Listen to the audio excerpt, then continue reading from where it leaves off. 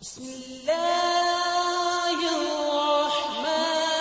الرحیم۔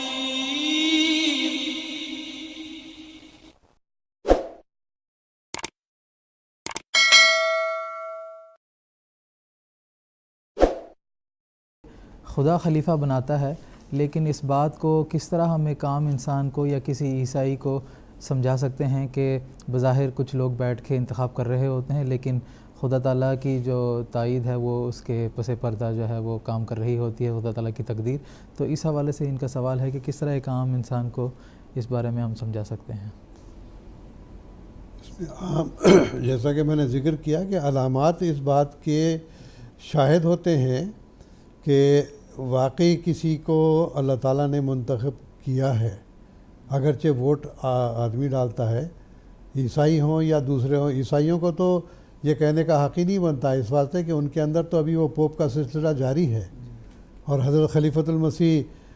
ثانی رضی اللہ تعالیٰ عنہ نے فرمایا کہ ہمیں ان کے اس نظام سے سبق لینے کی ضرورت ہے کہ اگرچہ ظاہری طور پر ایک سلسلہ ان کا پوپ کا چل رہا ہے، اب یہ ہم نہیں کہہ سکتے کہ وہ روحانیت کے اعتبار سے کیا ہے وہ کیا نہیں، لیکن بہرحال انہوں نے ایک قوم کو متحد رکھنے کے لیے ایک لڑی چلائی ہوئی ہے۔ تو اسی طرح سے جب اللہ تعالیٰ نے اسلام میں جب خلافت کا اختتام ہوا تو اس کو بھی پھر اللہ تعالیٰ حضرت حذیفہ رضی اللہ تعالیٰ عنہ کی جو مشہور حدیث ہے جو مستدرک حاکم میں پائی جاتی ہے کہ آن وسلم نے فرمایا کہ اللہ تعالیٰ جب تک نبوت کو قائم رکھنا چاہے گا قائم رکھے گا، اس کے بعد اس کو اٹھا لے گا، پھر خلافت علی منہاج نبوت قائم ہوگی، اس کے بعد پھر جب تک رکھے گا اس کو رکھنا چاہے گا رکھے گا، پھر اس کو بھی اٹھا لے گا، اس کے بعد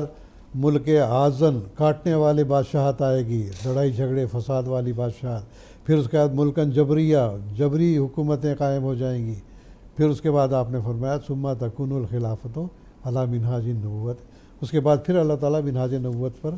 خلافت کا قیام فرمائے گا۔ تو جیسا کہ میں نے ذکر کیا کہ ہم عام آدمی کو یہی سمجھائیں گے کہ بھائی دیکھو، متفقہ طور پر عام طور پر آپ جمہوری نظام میں دیکھتے ہیں، ابھی آپ کرناٹک میں دیکھ رہے ہیں کہ کس طرح سے یہ ہنگامہ چل رہا ہے کہ کون سی پارٹی برسر اقتدار آتی ہے، کہ باوجود اس کے کہ ایک پارٹی کو جو ہے وہ واضح اکثریت اگرچہ نہیں ہے، لیکن ان کو جو ہے وہ وزارت بنانے کی جو ہے دعوت دے دی گئی، تو اس پہ بوال چل رہا ہے۔ تو بہرحال دنیاوی اعتبار سے بھی ہم دیکھتے ہیں کہ جب ووٹ ڈالے جاتے ہیں تو اکثریت جس کو ملتی ہے اسی کا انتخاب عمل میں آ جاتا ہے۔ تو بیان ہی یہی حالت میرے بھائیوں سمجھنے والی یہی ہے کہ جب اللہ تعالیٰ کسی کو خلیفہ منتخب فرماتا ہے تو تمام مومنین کے دلوں کو اس طرف پھیر دیتا ہے، جیسا کہ ہم حضرت ابوبکر صدیق رضی اللہ تعالیٰ عنہ، حضرت عمر رضی اللہ تعالیٰ عنہ، پھر عثمان اور حضرت علی رضی اللہ عنہما کے خلافت میں ہم دیکھتے ہیں۔ یہ اور بات ہے کہ بعد میں پھر امیر معاویہ کے دور میں جو ہے وہ بادشاہت میں خلافت تبدیل ہو گئی۔ تو اتفاق ہونا قوم کا اور پھر اس کے مطابق اس قوم کو آگے بڑھانے کا کام جو نبی کا کام ہوتا ہے اس کو آگے بڑھانا، یہ ان خلفاء کے ذریعے سے ہوتا ہے۔ تو دنیاوی نظام میں بھی ہم یہی دیکھتے ہیں اور دینی نظام میں بھی یہی ہے کہ جس کو اللہ تعالیٰ بنانا چاہتا ہے تمام لوگوں کے دلوں کو اسی طرف پھیر دیتا ہے۔ اور اس زمانے میں خلافت احمدیہ اس کا بڑا ثبوت ہے کہ پہلے خلیفہ اول جو بنے وہ مولانا نور الدین صاحب رضی اللہ تعالیٰ عنہ بنے، پھر دوسرے جو خلیفہ بنے مسیح موعود علیہ السلام کے اگرچہ فرزند تھے لیکن بہت کم عمر تھے۔ لوگوں نے یہ کہا کہ یہ بچہ کیا سنبھالے گا جماعت کو، لیکن اسی نوجوان نے پھر جماعت کو ایسے سنبھالا، ایسے اسٹیبلش کیا کہ واقعی اللہ تعالیٰ کی تائید پر یہ بات دلالت کرتی ہے کہ حقیقت میں لوگ تو بعض منافقت میں ملوث ہو گئے تھے کہ یہ بچہ کیا سنبھالے گا، لیکن اللہ کا جو انتخاب ہے وہ کبھی ناکام نہیں ہوتا، اور اس بچے نے ایسے سنبھالا ہے جماعت کو کہ تمام جماعت کا ایک سیکریٹریٹ قائم کر دیا، تمام جماعت کو دنیاوی نظاموں کے برابر بنا دیا، اور ایسا اٹھایا کہ آج جماعت احمدیہ کے نظام کے بالمقابل اور کوئی نظام نہیں۔ پھر اس کے بعد دیکھیے خلیفہ ثالث آئے، کس طرح سے اللہ تعالیٰ نے سب کے دلوں کو ان کی طرف راغب کر دیا۔ خلیفہ رابع آئے، اس وقت کیسے سب کے دل ان کی طرف راغب ہو گئے۔ تو یہ دلوں کا پھیر دینا انسان کے بس کی بات نہیں ہے، یہ دلوں کا پھیرنا اللہ تعالیٰ کے اختیار میں ہے۔ تو ہم عام لوگوں کو بھی یہی کہیں گے اور ہمارے عیسائی بھائیوں کو بھی یہی کہیں گے کہ بھائی یہ تمام تحریک جو ہے خدا کی طرف سے ہوتی ہے، اور یقیناً اکثریت جس کی طرف ہوتی ہے وہ ویسے ہی نہیں ہو جایا کرتی، بلکہ اللہ تعالیٰ کی تائید سے، اللہ تعالیٰ کی نصرت سے اور اس کی تحریک سے ہوتی ہے۔ اللہ تعالیٰ اس کی اور بھی کئی مثالیں قرآن مجید میں ملتی ہیں، اگر عام طور پر مثال دینی ہے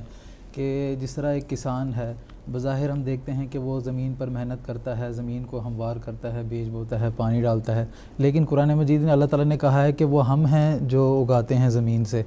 تو بظاہر ہمیں معلوم ہوتا ہے کہ کسان کی محنت کی وجہ سے جو ہے وہ زمین سے جو ہے وہ مختلف نباتات اور جو زراعت ہے یا کھیتی ہے وہ اگائی جاتی ہے، لیکن اللہ تعالیٰ نے قرآن مجید میں فرمایا کہ جو رویدگی ہے زمین کی وہ دراصل خدا تعالیٰ کی طرف سے عطا کی جاتی ہے۔ یہی مثال دراصل خلافت کی ہے۔ ہم بظاہر دیکھتے ہیں کہ کچھ لوگ بیٹھ کے انتخاب کی کارروائی میں حصہ لیتے ہیں، لیکن وہ اللہ تعالیٰ کی تقدیر ہے جو پس پردہ دلوں کو جو ہے وہ جو خلیفہ جس کو اللہ تعالیٰ بنانا چاہتا ہے اس کی طرف پھیر دیتی ہے۔ ایک بات جی عرض کر دوں، یہ ساری باتیں تفصیل سے ہوگی، ایک بات یہ بھی میں عرض کر دینا چاہتا ہوں کہ اللہ تعالیٰ کی طرف سے بعض دفعہ بلکہ اکثر ایسا ہوتا ہے کہ وہ رہنمائی کرتا ہے مومنین کی۔ حضرت خلیفۃ المسیح خامس سید اللہ تعالیٰ بن نصر العزیز کا جب انتخاب ہوا تو کئی لوگوں نے رویا میں دیکھا اور کئی لوگوں نے خواب میں دیکھا، بلکہ یہ مثالیں موجود ہیں